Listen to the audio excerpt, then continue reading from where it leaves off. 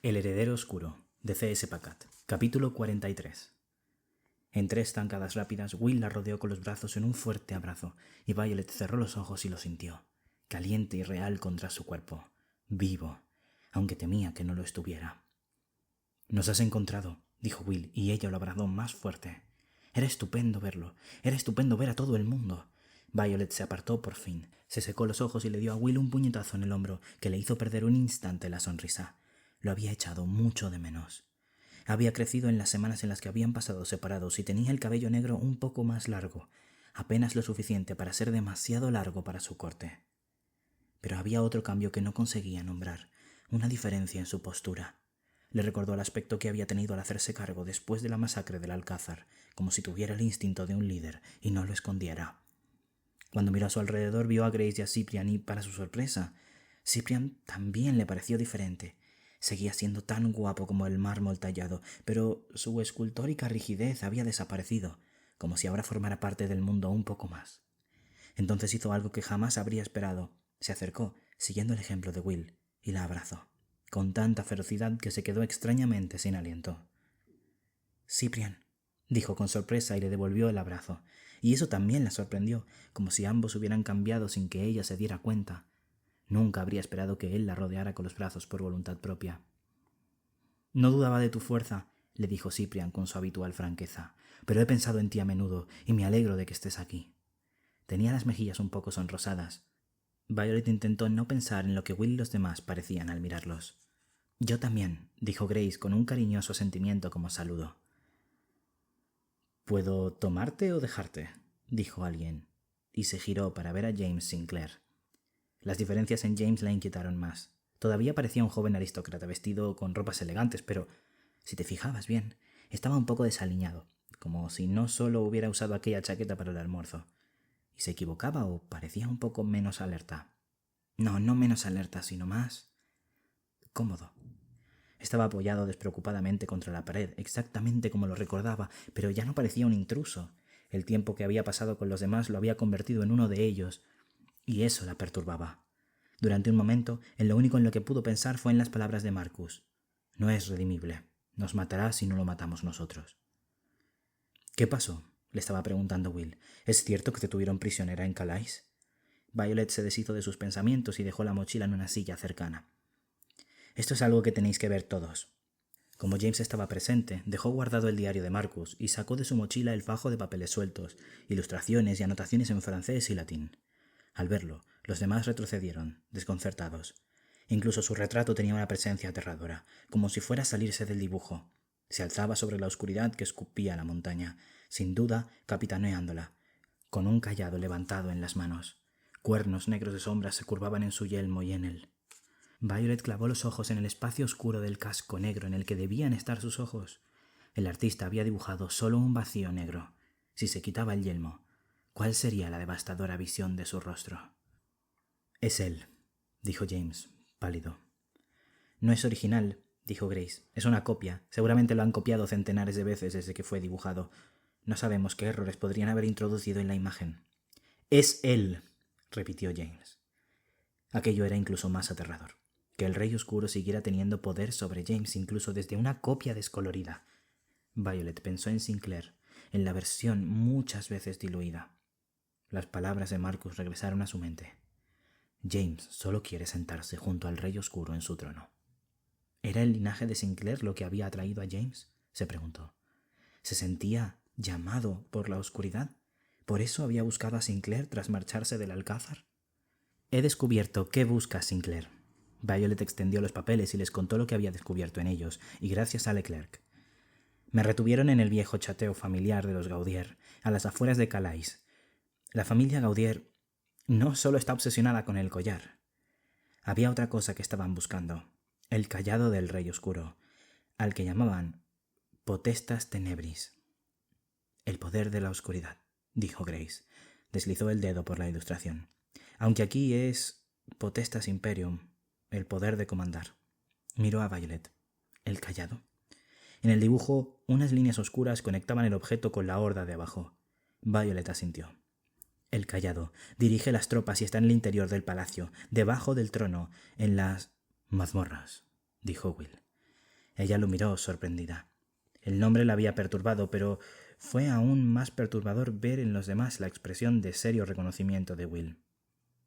«Habéis estado allí», se dio cuenta. «Era una prisión», le explicó Will. «Ahora aloja al ejército del Rey Oscuro, esperando despertar». Las pocas imágenes del ejército que Violet había visto en la colección de Gaudier eran aterradoras. Tomó aliento. Bueno, la familia Gaudier creía que ese cayado estaba oculto en el mismo lugar. «¿Y Sinclair lo sabe?», le preguntó James. Violet asintió. «Por supuesto que lo sabe», dijo Will. «Va a usar el cayado para despertar al ejército y va a dirigirlo como si fuera el Rey Oscuro». «No podemos dejarle hacer eso», replicó Violet. «Poseerá los cuerpos de todos los de esta región». «Lo encontraremos antes de que lo haga», dijo Will, «y lo usaremos para detener a sus tropas de una vez por todas». «¿Quieres volver a entrar allí?», le preguntó James. «Nadie puede usar magia en la fosa. Estaríamos en igualdad de condiciones con Sinclair».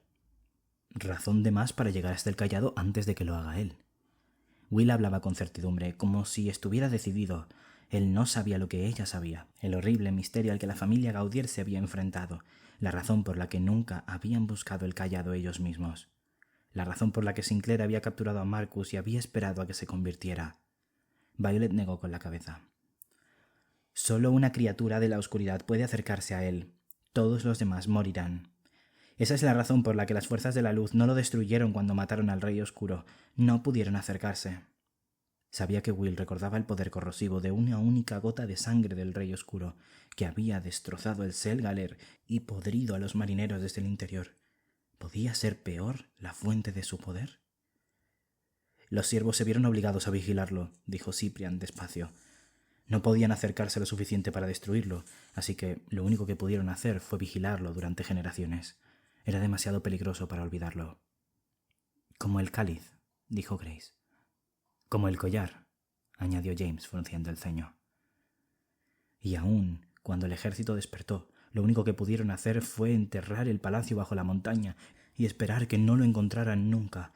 Eso fue lo que Nathaniel nos contó, dijo Cyprian con gesto preocupado. «No puedes enterrar el pasado», dijo Will. Tenía razón, el pasado siempre se filtraba en el presente.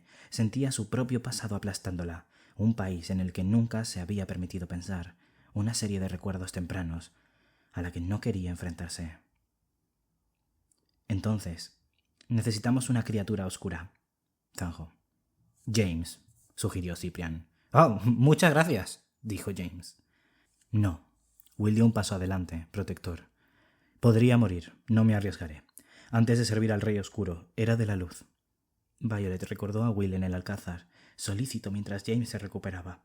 Abrió la boca para hacer un comentario, pero Will continuó. «Además, necesitaremos a James para abrir la puerta». «¿Qué?». James giró la cabeza. «¿La puerta?», replicó Violet. «Tenemos que sacar a los lugareños de aquí. Eso no ha cambiado. No dejaremos que ese ejército asole estas localidades y posea a su gente. Tenemos que evacuar la aldea. Y no solo la aldea, también la excavación, todo lo que hay alrededor. Los soldados de ese ejército poseerán a todo lo que encuentren». ¿Evacuar la región? No parecía posible. Sería una movilización ingente si es que conseguían convencer a la gente de que los peligros contra los que advertían eran reales. Y debajo acechaba otra idea, más oscura. Eso nos incluye a nosotros. El ejército podría poseernos también a nosotros. «Ettore», dijo Grace. «¿Qué?». Violet se giró hacia ella. «Es una criatura de la oscuridad», dijo Grace. «O tiene una en su interior. Tiene una sombra. Él podría acercarse al cayado del Rey Oscuro sin que le costara la vida». Lo dijo con la tranquilidad del anuncio de un genízaro. No se dirigió a Violet, sino a Will, como si hubieran compartido muchas conversaciones así en las semanas en las que llevaban allí. «Solo con Ettore puedes evitar lo que va a suceder», citó Will. «Tengo la teoría de que su sombra lo hace también inmune a la muerte blanca», dijo Grace. «¿Por qué?», preguntó Violet. Fue Will quien respondió. «Porque una sombra lo está poseyendo ya». Sus palabras la hicieron estremecerse. Como mínimo, un retornado tendría que luchar contra su sombra para poseerlo. La imagen de un retornado peleando con una sombra para poseer a un siervo era inquietante. Dos parásitos luchando por un anfitrión. «No vamos a darle a Ettore el poder de dirigir las tropas de la oscuridad», dijo Cyprian, y durante un instante Violet creyó ver también en Will un destello de desagrado ante la idea. «Es un mercenario y un borracho. No es de fiar». «¿No nos envió a buscarlo aquí la siervo mayor? ¿No deberíamos confiar en ella para que nos guíe en nuestra misión?», replicó Grace. Cuando Violet volvió a mirar a Will, su expresión ya no era legible. Había adoptado la actitud despreocupada y amable con la que a veces se dirigía a los demás. Como si dijera: «Tienes razón». Will dijo: «Hablaremos con Ettore». «Ni de coña», dijo Ettore. Apoyó los pies en la mesa. Con su cabello oscuro y un destello divertido y cínico en los ojos, Ettore estaba sentado en una de las barricas de fuera, bebiendo alcohol. Tenía tanto bozo que era casi una barba, y parecía que no se había cortado el cabello en un año.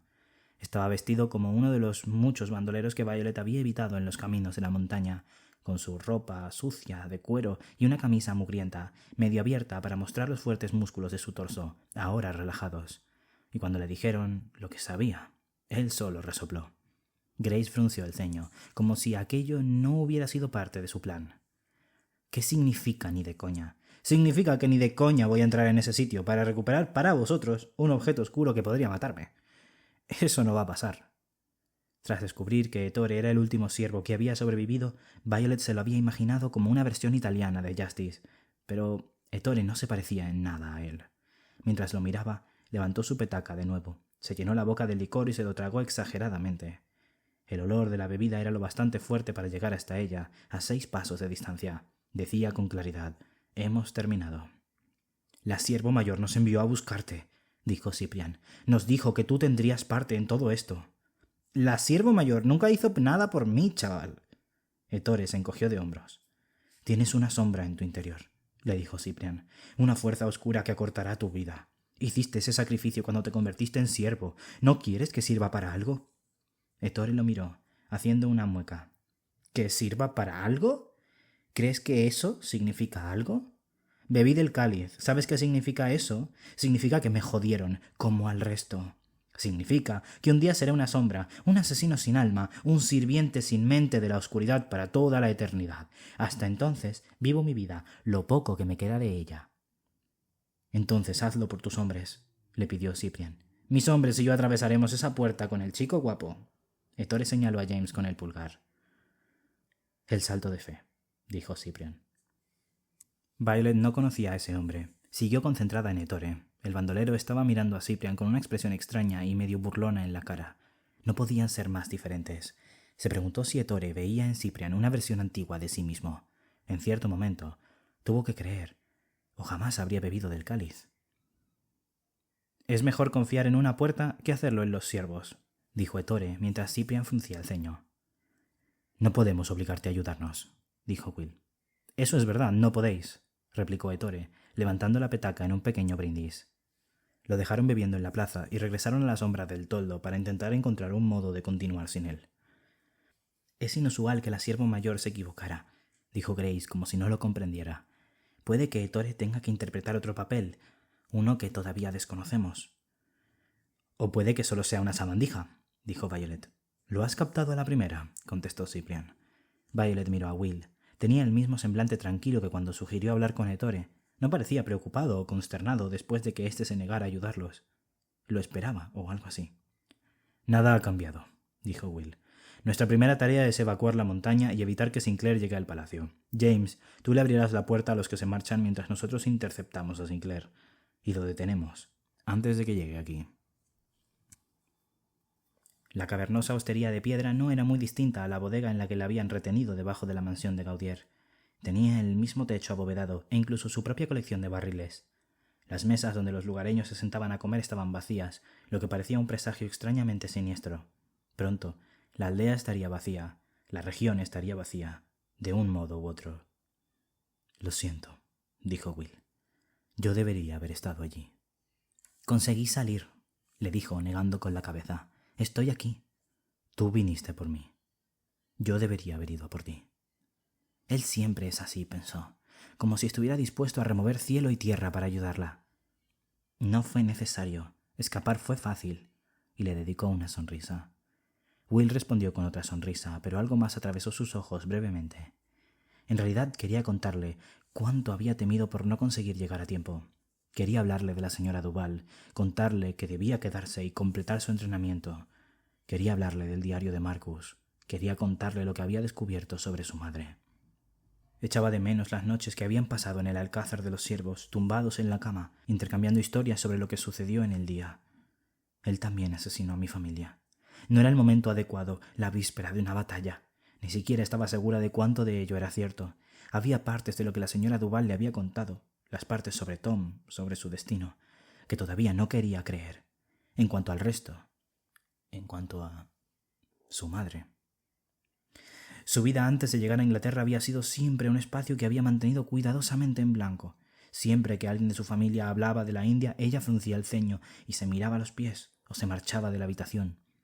Ahora ese espacio en blanco estaba cobrando vida con los cambiantes destellos de los recuerdos olvidados y con unos sentimientos intensos que no sabía cómo llamar. En lugar de eso, desenvainó Ectalion. Will clavó los ojos en la espada. Había sido forjada para matar al Rey Oscuro, y su presencia era inquietante.